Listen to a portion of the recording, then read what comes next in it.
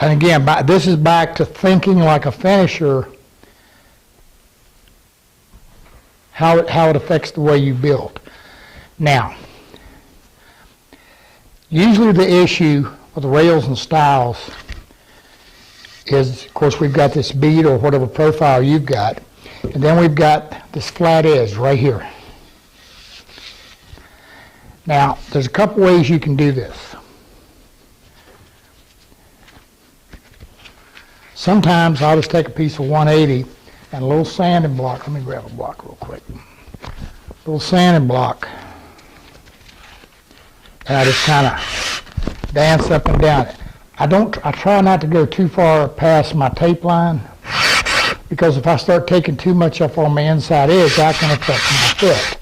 Now you can see right here very clearly we've got saw marks.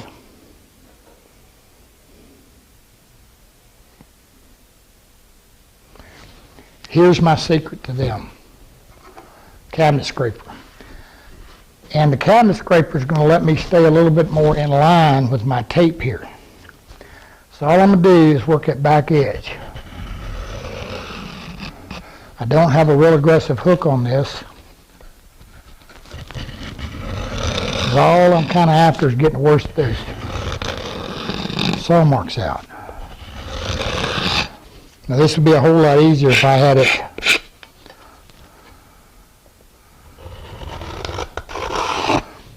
and once I'm close, then what I'm going to do,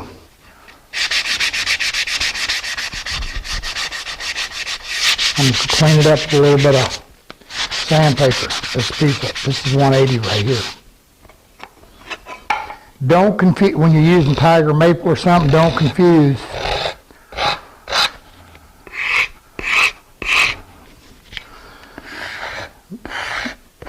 the saw mark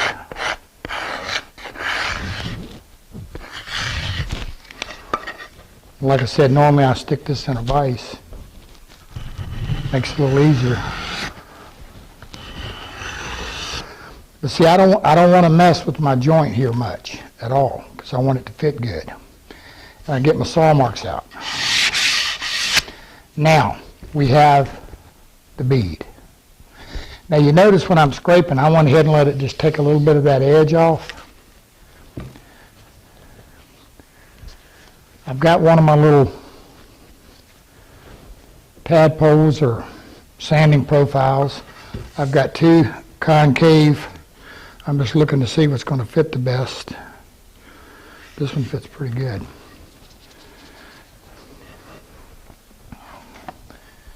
Got me a little piece of 220. Now, I sprayed a little bit of shellac on this.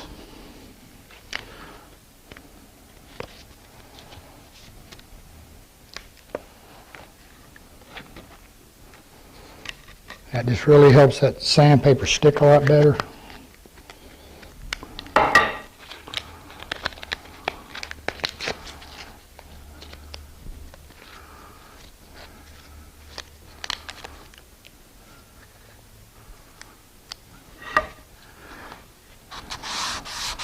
Now I want to get these cleaned up. Now when I sand this bead,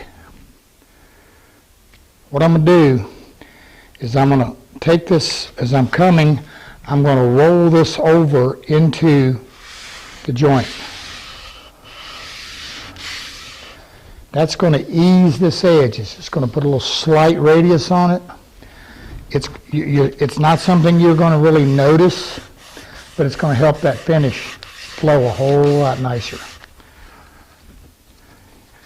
Now while I'm doing this, I'm going to give you a couple quick tips. When you're doing your raised panel, whatever profile you're doing, just before you make your last pass, the thing you want to do, we call it a sanding pass. And you literally are going to take a 30-second, if that. But before you do that, take some crud cutter, and usually you can do it right in the router table or shaper. Take a little bit of crud cutter and clean that clean that bit a little bit, get any pitch or anything off of it. Make sure it's good and clean and sharp.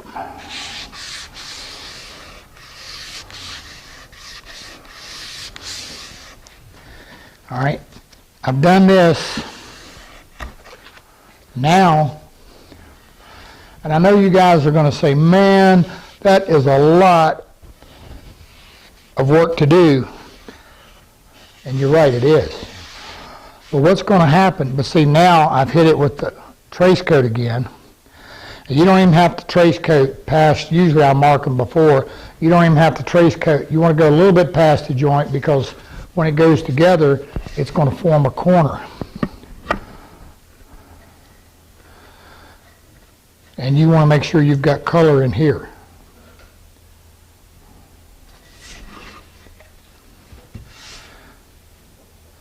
The other thing, when you glue this, be very careful. You don't want to get a lot of glue up here. Kind of hold your glue a little bit back to eliminate squeeze out here. If you get some squeeze out, let it set up to where it's kind of gooey, kind of like chewing gum, and just take a little knife and take it off. If you take a little color with it, just take a little artist brush and touch it up. You'll be fine. But again, the object of the game is to get all these beads and this panel prepped before you put this together. The basic principle is, once you've got this door glued up, all you want to have to deal with is the flat surfaces and the sides, top and bottom.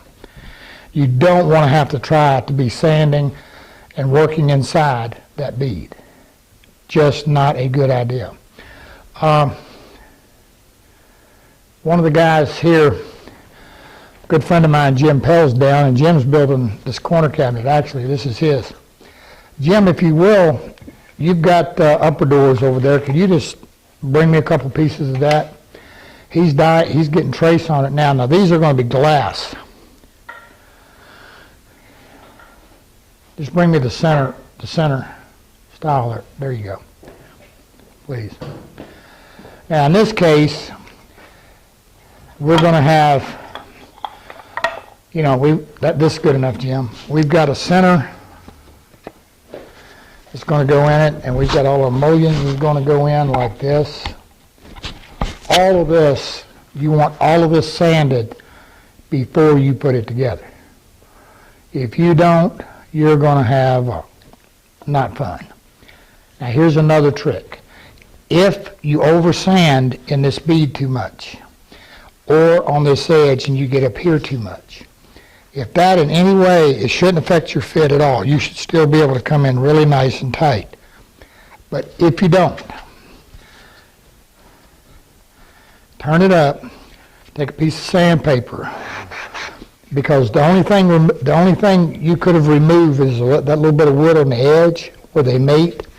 If you just take a little piece of sandpaper and sand an equal amount off the tenon, she's going to pull up. Now you got to remember something.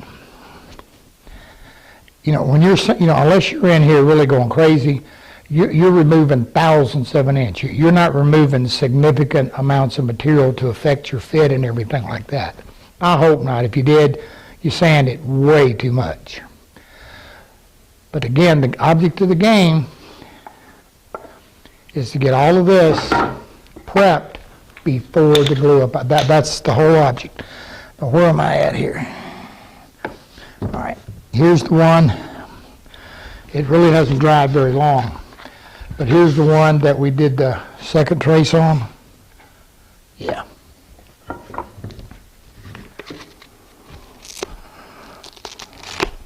Now, just speed it up. I'm going to go ahead with the 120 real quick.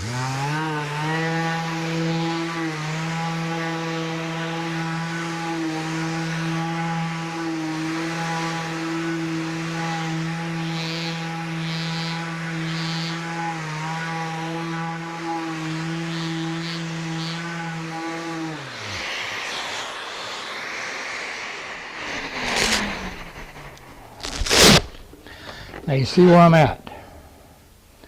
Most of my scratches are kind of gone, but I still got trace showing. But again, always remember you're going to be coming back with the 180.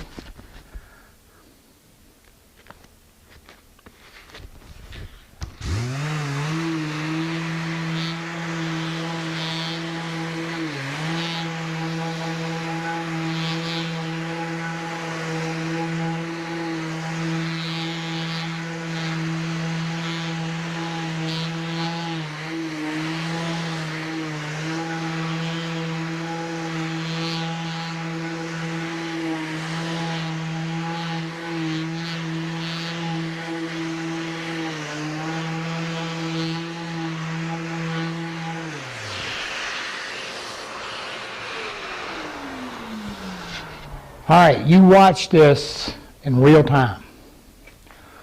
Now if you look at this, let me get a good overhead on it. You can see the curl is still in the soft grain, which is our figure. The flat grain, I'm down to white. The scratches are gone, and I'm smooth. When that New England maple hits this, she's going to explode. That's how we deal with pre-sanding and prepping for a raised panel. Now, then there comes a question, we have expansion and contraction in a raised panel. And you have several options here. Option A is you can finish sand in the back, which you need to do no matter what. And of course all your edges. And before the door goes together, you take your die and you go all the way around and do the entire back, as well as you die all your profiles. Again, what this is going to leave once the door is assembled, the only thing it's going to leave is the flat surfaces to deal with. You're not going to have to be trying to die up here in these corners or anything like that. Plus, if the panel moves, expands, and contracts any, you've got color in behind there.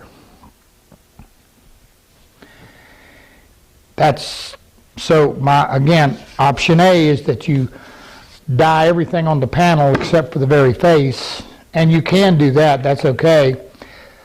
And everything on the rails and stiles, you're going to sand, because you're going to have to sand these joints, do your final fit. But again, the only thing you're going to have to put color on or deal with is the flat parts.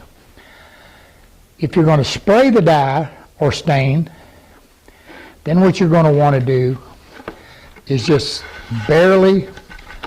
wipe enough right along this edge.